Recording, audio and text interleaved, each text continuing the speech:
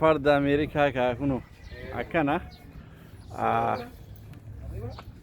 kuni maal qomeedhaami? Qomee jedhama biyya keenyatti isaan illee akkasumatti itti fayyadamanii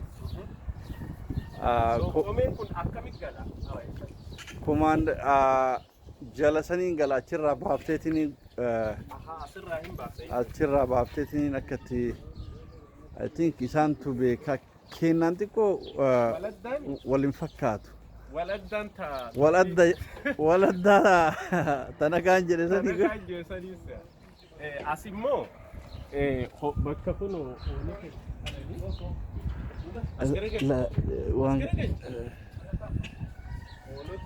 hoolota asitti halatta kun fardoota kana illee ilaalla. Farduu kana kii farda ajaa'ibaa. Wow!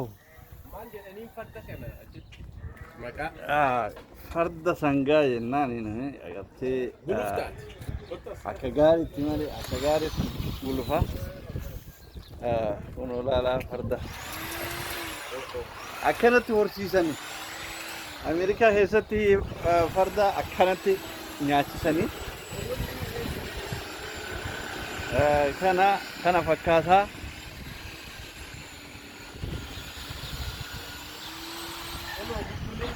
Lukkuulee ni jira, lukkuu horsiisanii lukkuun biyya kanaatis akkana akkuma namaatitti kaa waan nyaatu nyaata.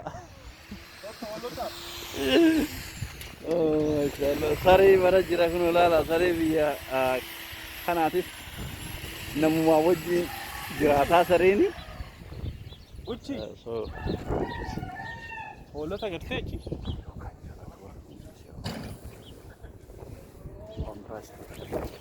Hoolota suni. Game.